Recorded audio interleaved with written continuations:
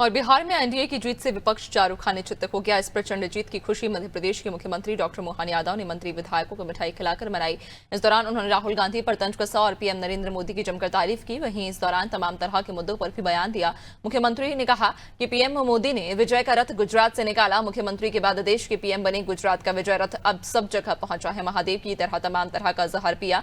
कोई कह सकता है कि पीएम को मां की गाली दी जाएगी। गठबंधन ने छठे मैया को भी अपमानित किया। उन्होंने आगे कहा कि बिहार में किसी तरह का दंगा नहीं हुआ। 2 चरण में कोई घटना नहीं हुई। ये नीतीश कुमार की भी जीत है। वहीं सीएम ने शशि थरूर पर कहा कि समझते ही नहीं। कांग्रेस नेताओं को यही समझना चाहिए। कांग्रेस को बहुत सारे सुधार करने की जरूरत है। कांग्रेस सोचती है कि हिंदू मुस्लिम कर चुनाव जीत जाएगी, लेकिन अब वो जमाना गया। वहीं राहुल गांधी पर तंज कसते हुए कहा जिसका पेपर है उसका पाठ ही नहीं पढ़ते। बिहार में चुनाव चल रहा था और छुट्टी मनाने पचमढ़ी आ गए। साथ ही दिग्विजय सिंह को लेकर कहा उन जैसे लोगों ने ही नैया डुबोई है। जिस प्रकार से एनडीए ने अपनी देश भर में साख बनाई, उल्लेखनीय है कि हमारे लिए यशस्वी प्रधानमंत्री के काम करने का तरीका देश और दुनिया ने गुजरात से सीखा था। और ऐसा लगता है कि गुजरात से विजय रथ जो उन्होंने रवाना किया, 4 बार वहाँ सीएम बने। परमात्मा की दया से जब भी चुनाव लड़े तो सीएम बन के, और जब पीएम का मौका आया तो पीएम करके। लेकिन जनता के साथ विनम्रता के साथ जो काम करने का तरीका है, माननीय मोदी जी के नेतृत्व में एनडीए ने अपनी साख आम आदमी की बनाई।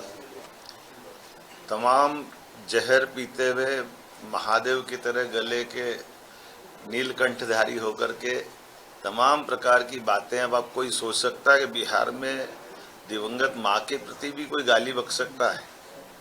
ये उन सारी बातों का जवाब बिहार की जनता ने दिया है।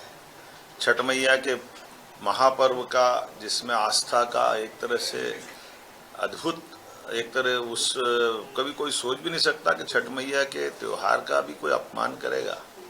राहुल गांधी जी को ये मालूम ही नहीं है कि जिसका पेपर जिस सब्जेक्ट का, वो उसको छोड़ के दूसरे की बात करते हैं। उनकी परीक्षा है क्या मालूम कैसी होती है।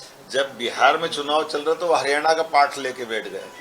जब बिहार के चुनाव प्रचार के 3 दिन बचे हुए, तो मध्य प्रदेश के आने वाले चुनाव जो 3 साल बाद होने वाले, उसकी 3.25 साल पहले की चुनाव की बात कर रहे हैं। वो भूल ही गए कि बिहार का चुनाव चल रहा है। कठिनाई उनकी है कि वो कौन सी राजनीति करते हैं मुझे नहीं मालूम, वो उनकी राजनीति जाने। और कांग्रेस के खुद नेता कह रहे हैं इस मामले में कि ये राजनीति ऐसी नहीं होती है। ईवीएम पर सवाल उठाया, कहा एसआईआर से लोगों के नाम काटे गए और ईवीएम का कमाल है। बीजेपी एसआईआर में सवाल खड़े किए दिग्विजय सिंह जी जैसे लोगों ने ही कांग्रेस की हालत करी। शशि थरूर की सुन ले तो कांग्रेस का कुछ उद्धार होगा। दिग्विजय सिंह तो उनकी लुटिया डुबा के ही मानेंगे। कांग्रेस के वो नेता तो हमेशा समझदारी की बात करते हैं। ना सब समझे तो सही है, ना समझते ही नहीं है उनके। उन्होंने तो जब सिंदूर ऑपरेशन के समय भी कहा था कि विदेश में कांग्रेस के लोग जाना चाहिए। वो शब्द को ले जा रहे थे। थरूर जी के बारे में कांग्रेस के लोगों ने क्यों विरोध किया था? थरूर जी ने, ये अच्छी बात है कि लोकतंत्र में दोनों तरह की पार्टी के लोग हैं। जो मैं इसको इस रूप में लेके चलता हूँ कि सकारात्मक भाव से कांग्रेस लेके चले तो कांग्रेस को बहुत सारे सुधार करने की जरूरत है। कांग्रेस को ये गया जमाना जब वो हिंदू मुसलमान के नजरिए से देख के चुनाव जीतने की बात सोचती है।